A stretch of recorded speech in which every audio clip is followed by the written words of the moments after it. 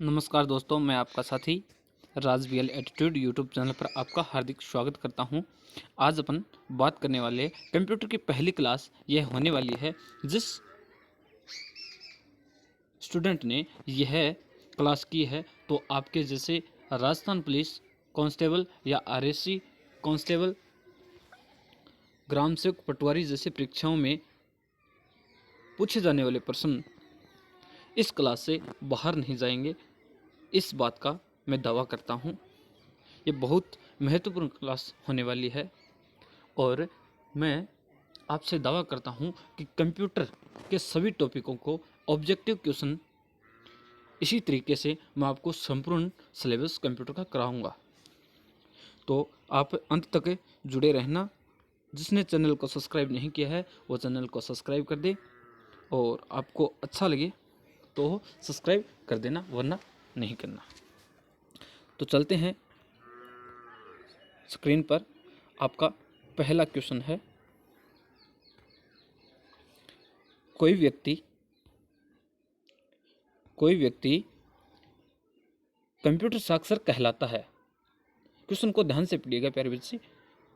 कोई व्यक्ति कंप्यूटर साक्षर कहलाता है यदि वह सक्षम हो। किसमें सक्षम हो? प्रोग्राम लिखने में, एंटीवायरस सॉफ्टवेयर बनाने में, दूसरे कंप्यूटर को हैक करने में, या फिर आपका आवश्यक एप्लीकेशनों को चलाने में। तो आपका करेक्ट आंसर होगा प्यारे बच्चे, वो होगा ऑप्शन नंबर 1A। आवश्यक एप्लीकेशनों को चलाने में वो सक्षम होगा तभी वह कंप्यूटर साक्षर कहलाएगा। यह आप सभी जानते हैं। यह क्वेश्चन आरआरबी एनटीपीसी में पूछा गया है। क्वेश्चन नंबर 2 की बात करते हैं। कार्यालय के उपयोग हेतु सामान्य लैपटॉप में प्राय निम्नलिखित में से क्या होने की संभावना नहीं होती है? तो आपका क्या होने की संभावना नहीं होती है? तो आप ऑप्शन देखिएगा। 512 GB RAM, 512 GB hard disk, या USB पोर्ट, या कीबोर्ड। क्या होने की संभावना नहीं है?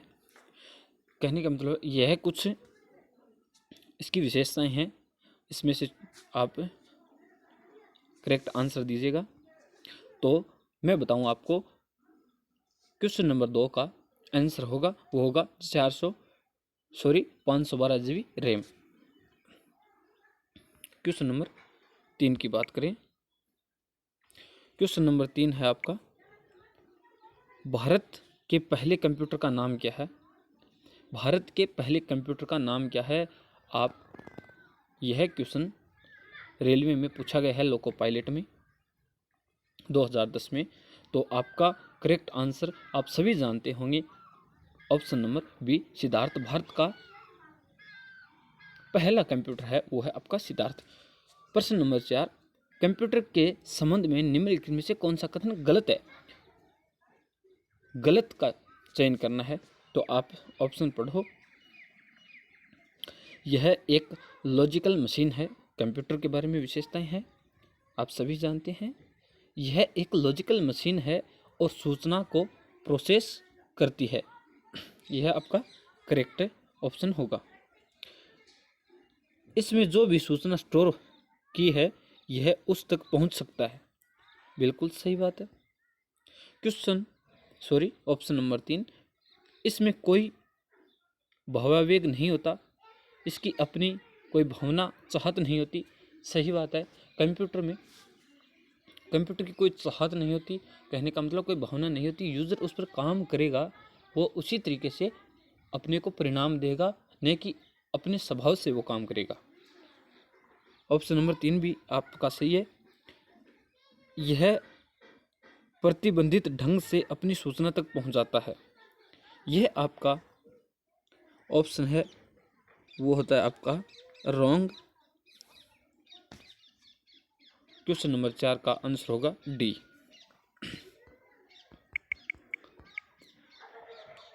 क्वेश्चन नंबर 5 की बात करते हैं प्यारे बच्चे। किसी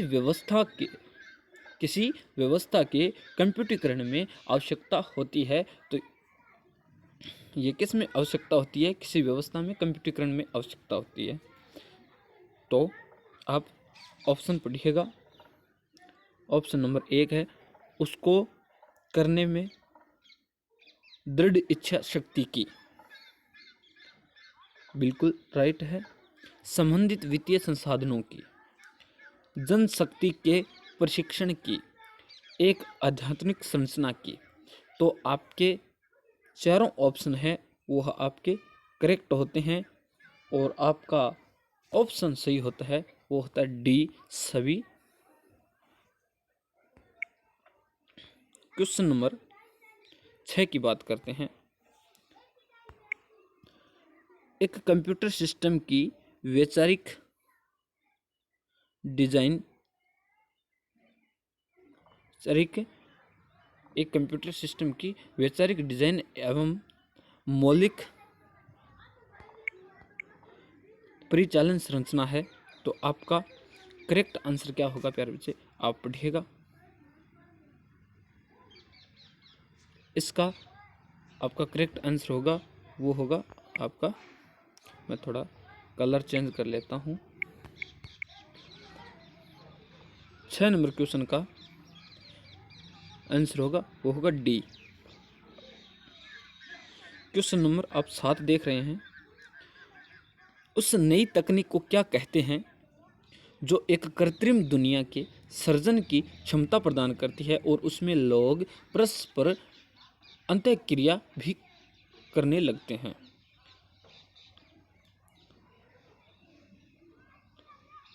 ऑप्शन देखिएगा। ऑप्शन नंबर ए दूरस्थ वास्तविकता, आभासी वास्तविकता, वैकल्पिक वास्तविकता और 3D वास्तविकता। तो आपका करेक्ट आंसर क्वेश्चन नंबर 7 का होगा वो आभासी वास्तविकता होगा। क्वेश्चन नंबर अपना 8 की बात करते हैं।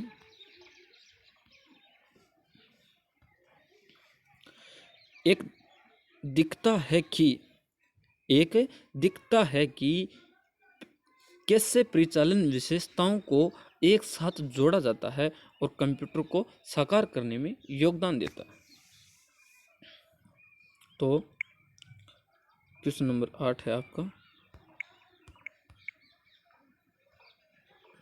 तो इसका आंसर होगा आपका कंप्यूटर ऑर्गेनाइजेशन।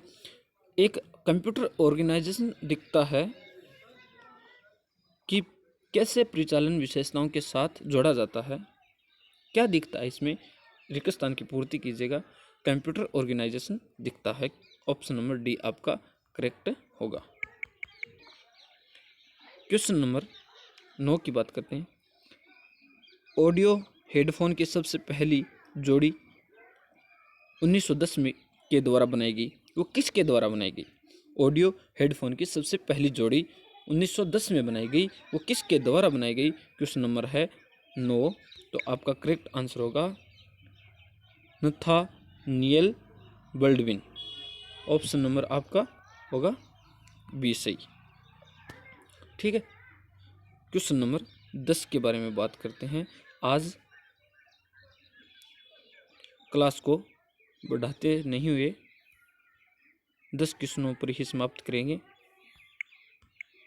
क्वेश्चन नंबर 10, वह इलेक्ट्रॉनिक डिवाइस है जो डाटा को स्वीकार कर देती है।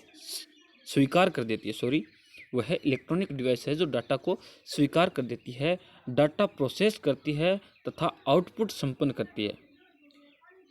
क्वेश्चनों की लेंथ बड़ी हो सकती है, लेकिन क्वेश्चन है वो सभी परीक्षाओं के लिए बहुत ही इम्पोर्टेंट क्वेश्चन है।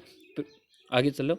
और परिणामों को भविष्य में प्रयोग के लिए स्टोर करती है, वो कहलाती है।